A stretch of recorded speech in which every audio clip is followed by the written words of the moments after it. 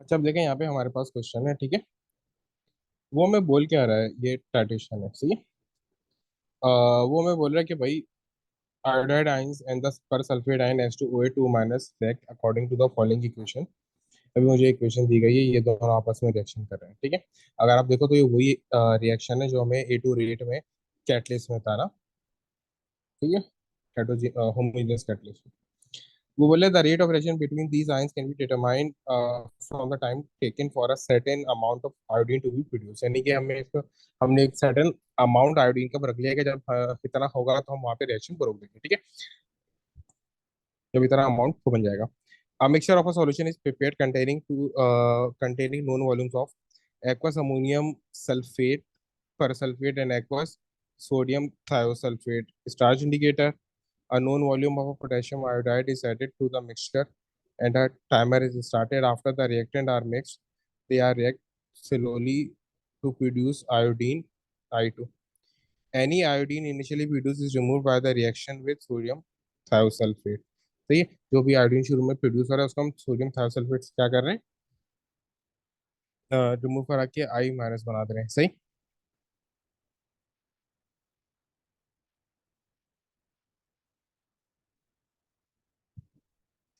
I do is continuously remove until all the sodium thiosulfate has been used up, सही है। After that time, any I2 that is produced turns the starch indicator blue. The time of the first appearance of the blue indicator is blue color is recorded. This procedure is repeated with the five different volumes of reactants, keeping the total volume of the reaction mixture constant by adding the required volume of a distilled water. You are planned you are to plan a series of experiments to determine the effect of changing concentration of iodide ions on the rate of reaction. You are provided with the following materials: sodium ammonium persulfate, 0.02 mole per dm cube of aqueous potassium iodide, a source of iodine minus iodide ions, a 0.005 mole per dm cube of aqueous Na2H2O3, a source of H2O3 2 minus aqueous starch indicator। ठीक है, अब देखो अगर मैं दोबारा से एक दफा दोबारा एक्सप्लेन कर रहा हूँ, ठीक है, क्योंकि जब असल में जो इस तरह के बड़े रिएक्शन होते हैं जब आप नीचे पहुंचते हैं तो स्टूडेंट 90% स्टूडेंट ऊपर वाला जो पार्ट होता है रिएक्शन का वो भूल जाते हैं। ठीक है, वो क्या बोल रहे हैं, मिक्सचर। सर वो आपकी आवाज नहीं आ रही, थोड़ा तेज बताइए। आपने क्या कहा कि एक ऊपर वाला एक पार्ट क्या? एक एक मिनट मैं बोल रहा हूँ कि ऊपर वाला पार्ट दोबारा एक्सप्लेन कर रहा हूँ। ठीक है, क्योंकि जब काफी बड़ा रिएक्शन होता है तो ऊपर वाला पार्ट स्टूडेंट को भूल जाता है।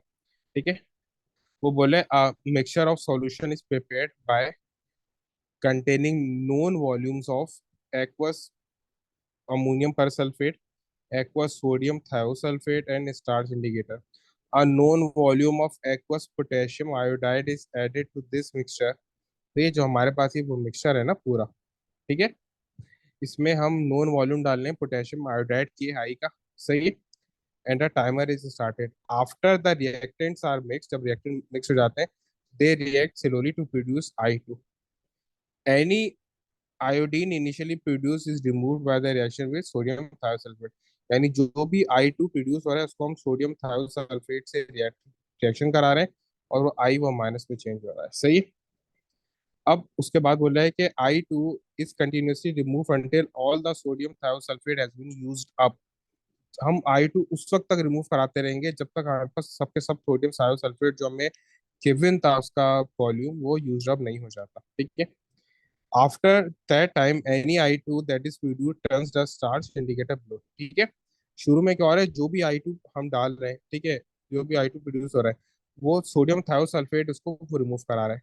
जब सोडियम थायोसल्फेट सारे का सारा रिमूव हो जाएगा ना, जब सारे का सारा रिमूव हो जाएगा तो मेरे पास क्या बच जाएगा, इस स्टार्च इंडिकेटर, ये सोडियम थायोसल्फेट पूरे का पूरा रिमूव हो गया तो मेरे पास तो क्या बच गया, सोडियम तो स्टार्च इंडिकेटर तो बच गया। तो अब जो I2 प्रोड्यूस होगा ना वो क्या करेगा, जो स्टार्च इंडिकेटर है यहाँ पे यूज किया था वो ब्लू हो जाएगा। ठीक है, वो स्टार्च इंडिकेटर को ब्लू कर देगा। The time of the first appearance of the blue colour is recorded. जब पहली बार ब्लू को कलर आया यानी कि सोडियम थायोसल्फेट जो है पूरे का पूरा खत्म हो गया। अब जो आयोडीन होगा वो स्टार्च इंडिकेटर को ब्लू कर देगा। अब जब वो पहली बार ब्लू कलर आएगा वो मैं रिकॉर्ड कर लूंगा। अब यही यही प्रोसीजर मैं बार बार रिपीट करे जा रहा हूँ, वो करे जा रहा हूँ। ठीक है, ताकि मेरे पास एक कांस्टेंट के वॉल्यूम आ जाए, और मैं different concentration of hydride ions के साथ कर रहा हूँ, ताकि different concentration of hydride ions मेरे पास रेट ऑफ रिएक्शन आ जाए कि मेरे पास रेट ऑफ रिएक्शन कितना आ रहा है। ठीक है, उसके बाद बोल रहा है कि भाई calculate the mass of sodium थायोसल sorry, the mass of ammonium persulfate that would be required to prepare 250 cm cube of standard solution of concentration of 1 mole per TM cube. सब भाई आपने सब पहले वो मोल्स निकालने, मोल्स आएंगे तो मास आएगा, है ना। मोल्स कैसे आएंगे, एन इंटू वो सीवी से। एन इंटू तो सीवी क्या है, देखो कंसंट्रेशन उसने आपको यहाँ पे वो दी हुई है सी, ठीक है, और वॉल्यूम उसने आपको यहाँ पे दिया हुआ है, तो एन इंटू मुझे सीवी इसका लगाओ, आपके मैं पास समझ आ गया कंसंट्रेशन ये वॉल्यूम। कि एमआर की मुझे वैल्यू समझ नहीं आ रही। 2 × 14 हमने किया एक नाइट्रोजन के लिए, लेकिन एक मिनट हाइड्रोजन भी तो ऐड करेंगे ना सर। बता रहा हूँ, बता रहा अच्छा हूँ। अच्छा, ठीक है, वो एक 8 है, ठीक है, चला गया एक समझ। मिनट, ठीक है। फिर उसके बाद हम M into N into M R से मास कैलकुलेट करेंगे। सही है, फिर हमने यहाँ पे इसका एम आर कर लिया कैलकुलेट। एम आर ये ना NH4 2 और S2O8, ठीक है। ये आपकी मर्जी के ऊपर है, आप जैसे चाहो कि कैलकुलेट कर लो ना, आप चाहो तो ज़्यादा बेटर क्या होता है, 14 + 4 मल्टीप्लाई बाई 2, ब्रैकेट के बाहर ये वाला 2 लगा दो, प्लस सल्फर का होता है 32, 32 × 2 प्लस ऑक्सीजन का होता है 16, 16 × 8। ठीक है, तो यहाँ से आपके पास इसका हैमार आ जाएगा, इसके हैमार का नंबर और मोल से ऊपर निकाले मल्टीप्लाई करोगे तो आपके पास इसकी इसका क्या आ जाएगा, वो मास आ जाएगा भाई। अच्छा, फिर उसके वो बात बोल रहा है कि डिस्क्राइब हाउ, बोल रहा है describe how after weighing the mass calculated in part 1 you would prepare this standard solution for the use in this experiment. Give the name and the capacity in cm cube of any apparatus used। ठीक है, तो वो बोल रहा है कि describe how after weighing the mass calculated in part 1 you would prepare this standard solution। किस तरीके से आप ये सॉल्यूशन को बना रहे हो, ये तो आप देखो, सबसे पहले क्या करोगे, जो आपके पास सॉलिड है ना, ठीक है, उसको आप क्या करोगे, डिजोल्व करोगे किसी बीकर में, ठीक है। Dissolve all the solid in a beaker. ठीक है, अब जो ठीक है, जो जो जो भी आपका कंटेंट है बीकर में, ठीक है, जो भी आपका कंटेंट है बीकर में, उसको आप वॉल्यूमेट्रिक फ्लास्क में ट्रांसफर कर दोगे 250 सीएम क्यूब में। फिर आप क्या करोगे, जो भी आप अच्छा, देखो, आपसे मैंने सुना नहीं। सबसे पहले तो एक बात याद तो रखना, सबसे पहले क्या करते हो, आप बीकर को लेते हो, बीकर में आप वो सॉलिड डालते हो, और फिर थोड़ा सा डिस्टिल्ड वाटर को डाल के जो सॉलिड है वो डिसॉल्व करा देते हो, उसका एक सॉल्यूशन को बना देते हो, ठीक है। फिर जो आपके पास बीकर है, वो सॉल्यूशन है, वो बीकर में सॉल्यूशन आप एक वॉल्यूमेट्रिक फ्लास्क में ट्रांसफर कर देते हो। उस वॉल्यूमेट्रिक फ्लास्क का वॉल्यूम होता है 250 सीएम क्यूब। फिर आप क्या करते हो, बीकर को एक वॉशिंग देते हो वॉल्यूम डिस्टिल्ड वाटर से, और जो वो वॉशिंग होती है उसको भी आप वॉल्यूमेट्रिक फ्लास्क में ट्रांसफर कर देते हो। देन आप देखते हो वॉल्यूमेट्रिक फ्लास्क को आपने 250 सीएम क्यूब तक वो करना होता है ना, 250 सीएम क्यूब का तक आपने सॉल्यूशन को बनाना होता है। तो जितना वॉल्यूम आपका बचता है वो आप 250 सीएम क्यूब तक डिस्टिल्ड वाटर से पूरा वो फिल कर देते हो, सही। सर, ये मार्किंग स्कीम के लिहाज से सही है आंसर? कि बेटा मैं वही तो बता रहा हूँ, मार्किंग स्कीम के लिहाज से गलत क्यों को बताऊंगा। अच्छा सर, तो सर इसमें 2 मार्क जो है, ये ज्यादा पॉइंट्स नहीं है 2 मार्क के लिए?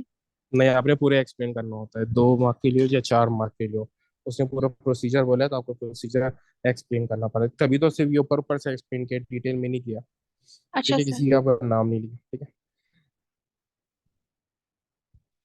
Explain how the use of starch solution improve the accuracy of the experiment। देखो, वो आपको बताएगा क्या, ठीक है। देखो, वो बोल रहा है कि explain how the use of starch solution improve the accuracy of this experiment. यानी कि आपको एक्यूरेसी जो है एक्सपेरिमेंट की वो किस तरीके से इम्प्रूव वो करेगा, ठीक है। जो आपने स्टार्च यूज किया है ना, starch solution as a indicator को यूज किया है, ठीक है। देखो इसमें वो क्या होता है, देखो ये आपकी कंसंट्रेशन बताता है हायोडाइडाइन की, ठीक है। ये आपकी कंसंट्रेशन बताता है आयोडीन की। अगर आपकी हायोडीन की कंसंट्रेशन लो होगी तो पेल येलो को कलर आएगा, ठीक है, पेल येलो को कलर आएगा। और अगर आपकी आयोडीन की कंसंट्रेशन ज्यादा होगी तो वो स्ट्रॉन्ग ब्लू को कलर को लेके आता है। यानी स्ट्रॉन्ग, सही है, वो कलर को लेके आएगा। ठीक है, तो इस वो तरीके से होता है। इसका सर ये मतलब नहीं होगा कि आयोडीन अगर हम अकेले यूज करते तो फिर पेल येलो आता, अभी स्टार्च यूज कर रहे हैं तभी ब्लू आ रहा है। वो वही वही बात बता रहा हूँ कि आपका जो स्टार्च है ना, आपका जो स्टार्च है वो पेल ब्लू कलर शो करता है, जो आसानी से डिस्टिंग्विश हो जाता है। लेकिन जो, क्योंकि आपकी अगर हायोडीन की कंसंट्रेशन लो होगी ना, तो वो पेल येलो को कलर देगा, जिसको डिस्टिंग्विश करना मुश्किल हो जाएगा। अगर हायोडाइड आइंस की कंसंट्रेशन को ज्यादा हो तो वो स्ट्रॉन्ग येलो को कलर देता है, वो आप डिस्टिंग्विश कर लेते हो। अगर कंसंट्रेशन हाई है तो फिर तो आपको स्टार्च अगर बना भी डालो तो इतना फर्क नहीं पड़ना। लेकिन अगर कंसंट्रेशन लो है तो वो आपको पेल येलो कलर देगा, जिसको डिस्टिंग्विश करना मुश्किल ये हो जाता है। तो अब यहाँ पर अगर कंसंट्रेशन लो है तो हमारे लिए मुश्किल हो जाती है, तो हम उसके लिए पहले से ही स्टार्च सॉल्यूशन ऐड करते हैं, क्योंकि स्टार्च सॉल्यूशन फिर स्ट्रॉन्ग ब्लू सॉल्यूशन देता है, ब्लू को कलर देता है, जिससे हम ये पहचान लेते हैं कि हमारा आयोडीन है। ठीक है, अगर स्टार्च वो नहीं डालेंगे तो येलो कलर वो देगा। ठीक है, और उस येलो कलर में अगर कंसंट्रेशन हाई है तो हमें प्रॉब्लम नहीं होनी, स्ट्रॉन्ग येलो को कलर देगा। लेकिन अगर कंसंट्रेशन लो है आयोडीन की, तो वो पेल येलो कलर यानी कि वीक येलो कलर, डल वो येलो को कलर देगा, जिससे हमारे लिए डिस्टिंग्विश करना मुश्किल हो जाता है। ठीक है, stars gives a sharp sir इसमें कोई yellow और, blue color which is distinguished as a low concentration of iodine gives pale yellow solution which is not visible easily. Sir अगर हम इसमें कोई और कंपाउंड लेते जैसे ब्रोमीन और क्लोरीन, तो फिर उसके लिए हम पेल नहीं लिखते वो ना, फिर वाइट नहीं, लिखते या ग्रीन। वो फिर उसी हिसाब से वो कलर होता है क्लोरीन का, कि वाइट कलर होता है, और जो ब्रोमाइड आयंस है उनका जो वो क्रीम वो कलर होता है। सही है, इस तरीके से होता है।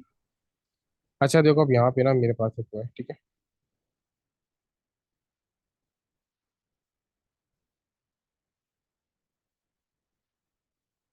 सर ब्रोमाइड का ग्रीन होता है, ब्रोमाइड की तो ग्रीन पीपीटी बनती है ना, जी, वो सिल्वर के साथ।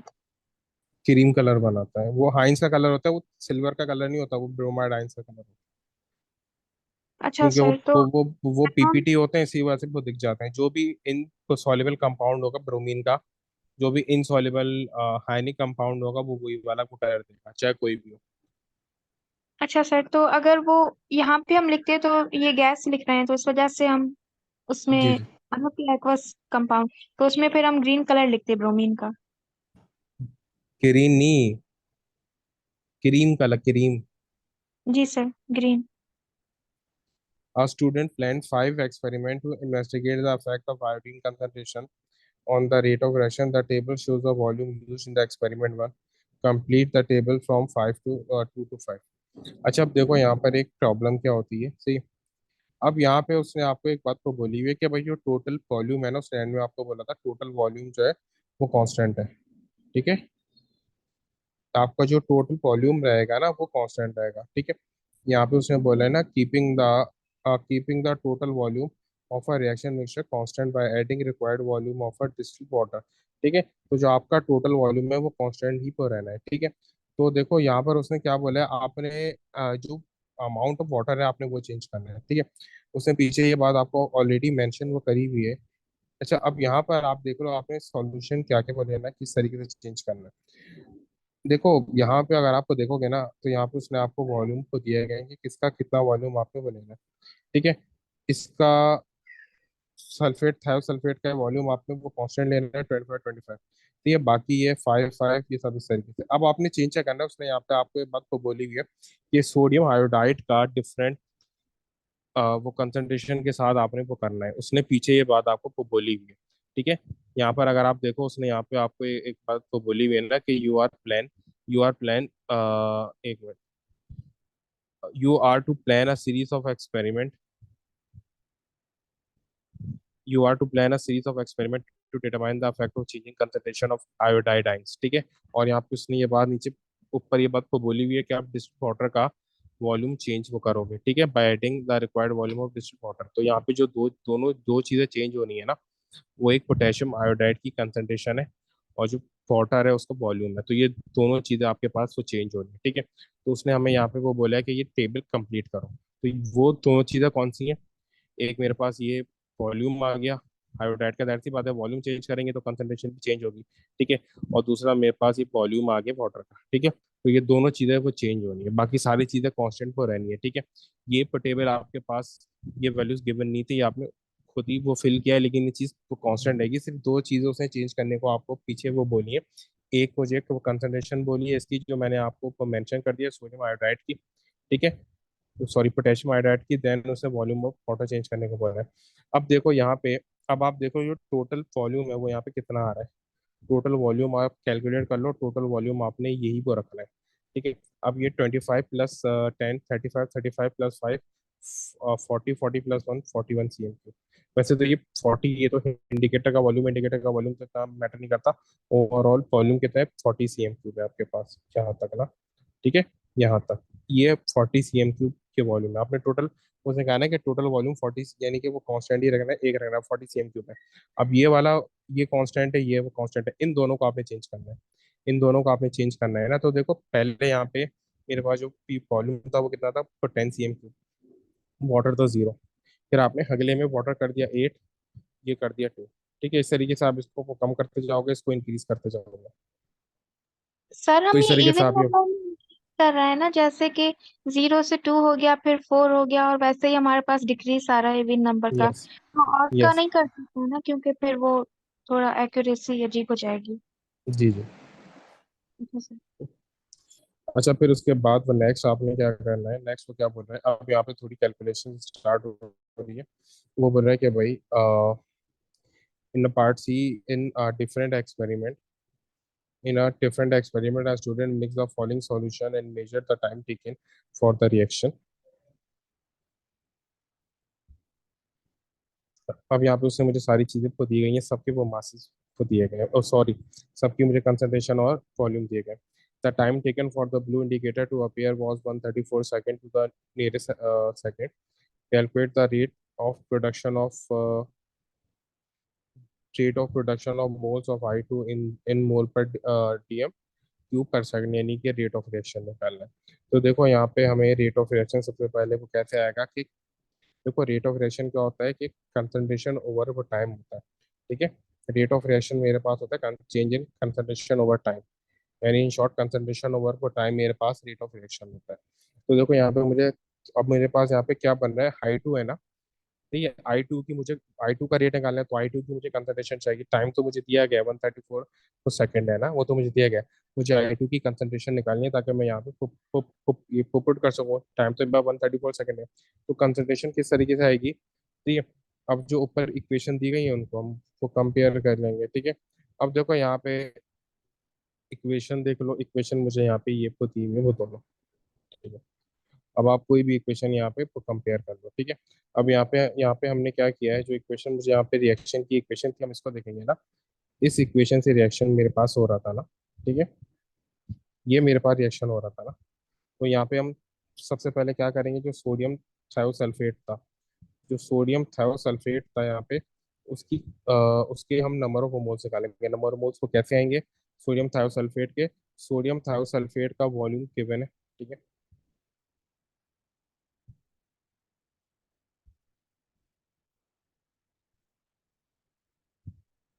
सॉरी, देखो यहाँ पे हमारे पास क्या है, सर जो इसमें सो, हमारे पास जो है पोटेशियम आयोडाइड की कॉन्सेंट्रेशन तो दी हुई है ना, तो वहीं से तो आयोडीन आएगा, तो हम उससे नहीं कंपेयर कर सकते।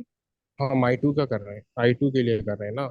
रिएक्शन किसका हो रहा है, ये तो I2 प्रोडक्ट का। बन रहा है ना। हाँ, वो तो आई टू तो हमारे पास रिएक्टेंट है ना, मेन तो वो, इसे रिएक्ट कौन कर रहा है, जो रिएक्ट करेगा वही तो एंड में वो बनाएगा।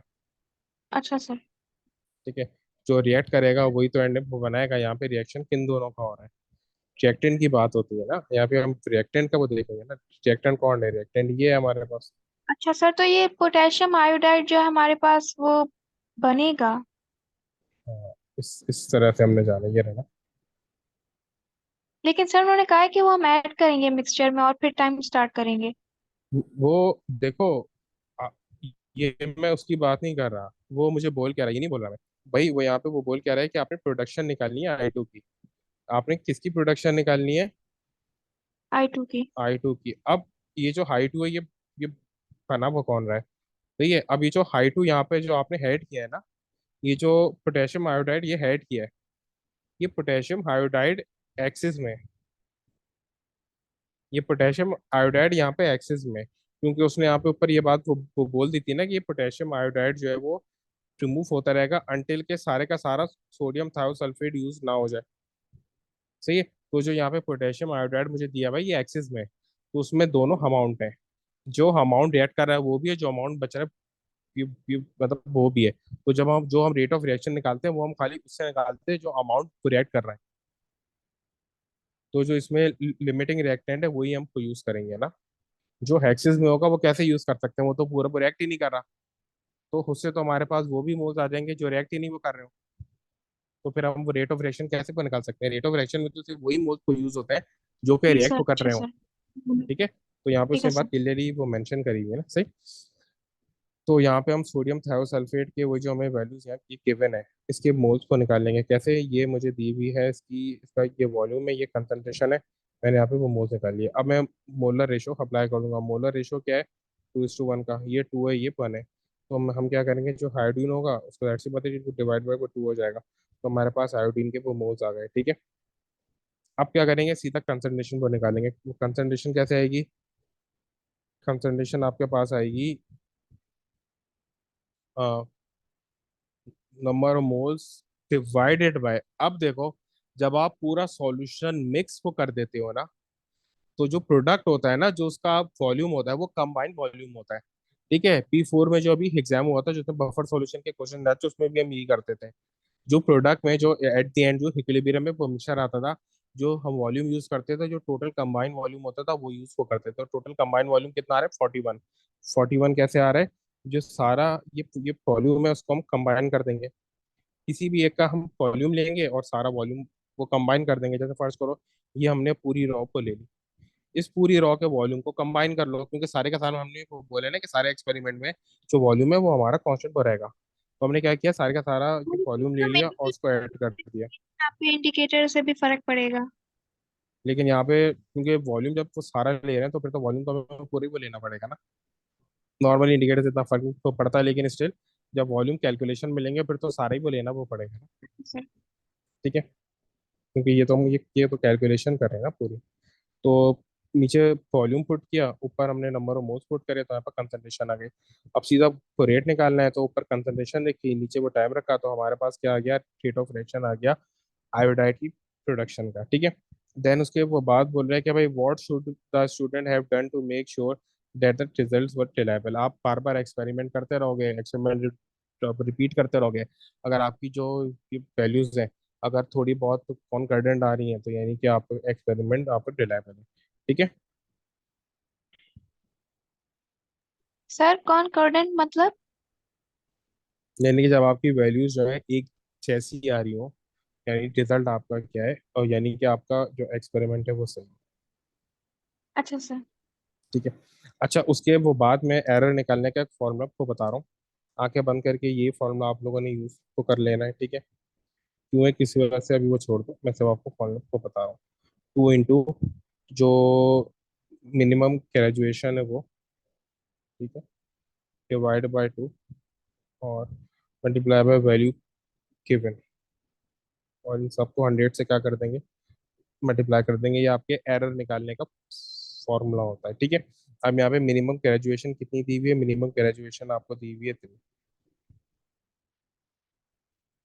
0.1 cm, 0.1 cm मिनिमम ग्रेजुएशन को दी हुई है। तो आप क्या करोगे, 2 इंटू 0.1 को 2 से 0.1 डिवाइड बाई 2, और फिर डिवाइड बाय जो अच्छा वैल्यू क्या दी हुई है, वैल्यू आपको जाहिर सी बात है यहाँ पे जो वैल्यू आपके पास गिवन है ये रही 5 cm के ऊपर, डिवाइड बाय 5 मल्टीप्लाई बाय 100। आपके पास एरर कितना आ गया? 2। हर जगह यही एरर का फॉर्मूला आपके पास एप्लीकेबल होता है। सही। फिर अब इसमें ज़्यादा टाइम वेस्ट नहीं करेंगे क्योंकि एरर जो है वो एक ही तरीके से हर बार ही आता है। ठीक है।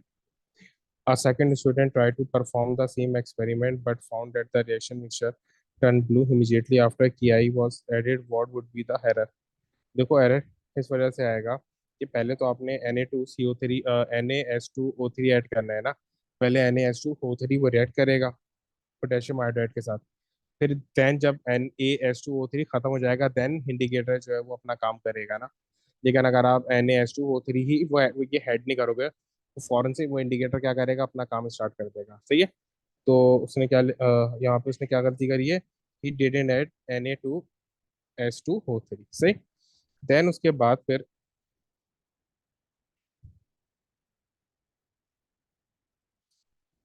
अब देखो, आपको यहाँ पे बोल रहे हैं